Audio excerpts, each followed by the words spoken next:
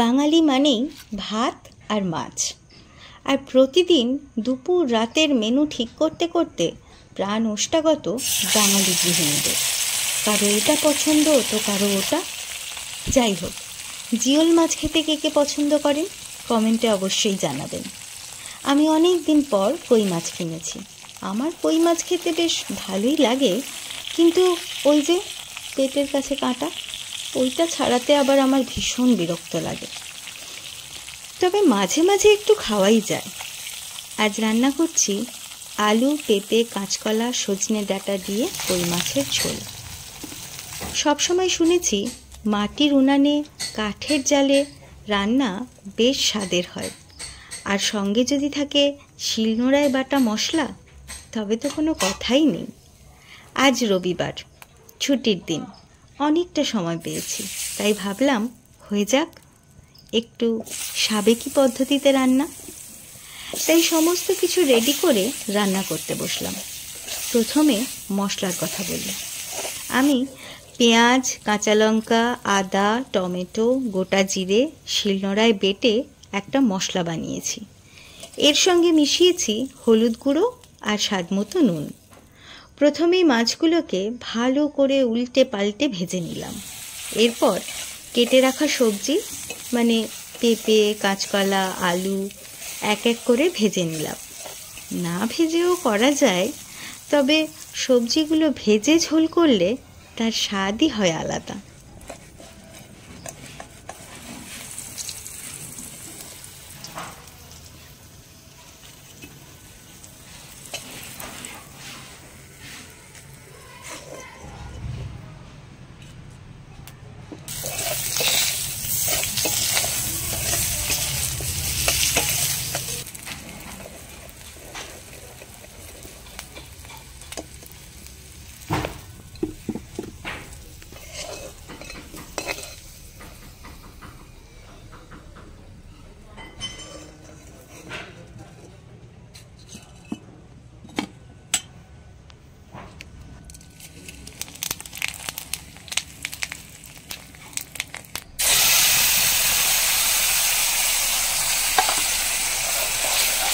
এবার ঝোলের জন্য কড়াইতে গোটা জিরে, তেজপাতা ফোড়ন দিয়ে বানিয়ে রাখা মশলাটা দিয়ে দিলাম।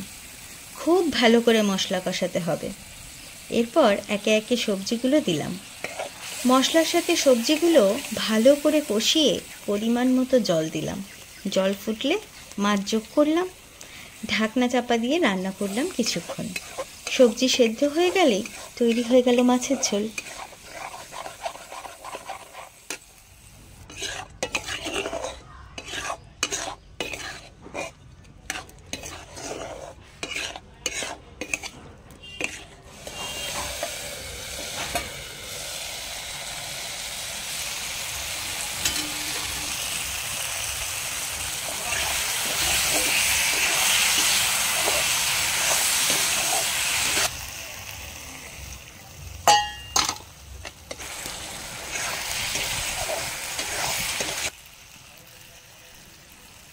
উনানে রান্না করতে হলে একটু জ্বালানির দিকে খেয়াল রাখতে হয়।